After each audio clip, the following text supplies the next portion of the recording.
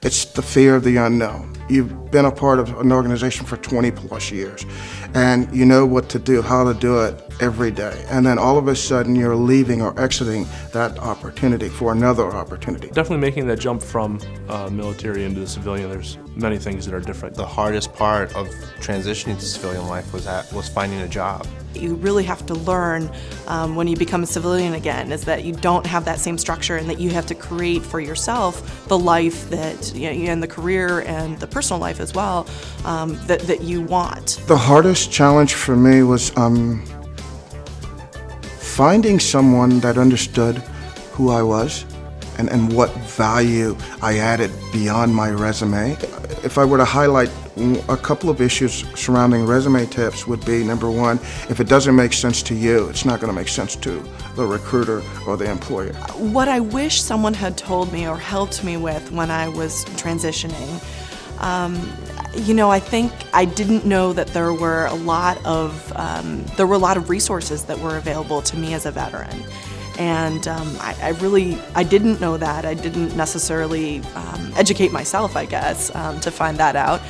But I'd say for anyone who is considering transition right now, to think about the resources that you might have that you just never even knew existed. Definitely highlight the leadership skills that you've developed, whether you've had experience actually leading soldiers or you've learned from your leaders. Highlight that. Make sure that that's one of the that's forefront on your resume and one of the first bullet points that people get to see. I would emphasize, so when I review resumes, I look for military history, and I would put an emphasis on it. But you don't need to go too deep into it. Just, but make sure it's there. Include something that applies to corporate America, and really the one thing that will translate is money, cost, value.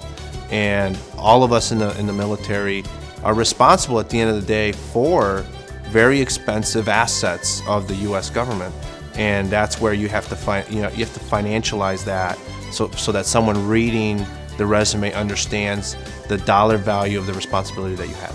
In the military, there's a lot of acronyms and things that are used. You can say I took that 5-ton full of 5.56 and I moved it over to range 13 and I did it in a timely manner, by the time that we were supposed to kick off.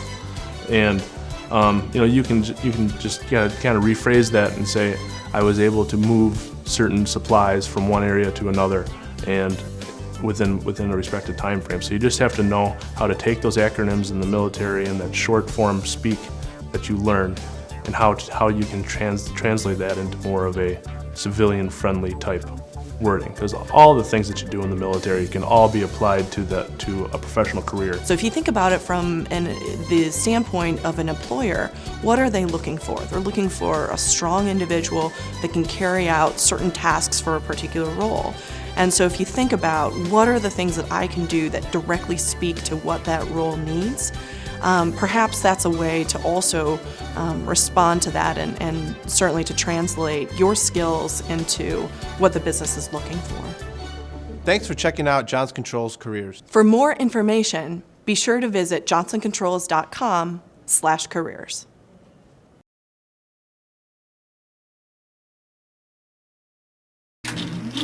For more information, be sure to visit. Several resources below. Oh, hang on, that's like. Military members. Is it the same or is it different? For more information, sorry. Sorry.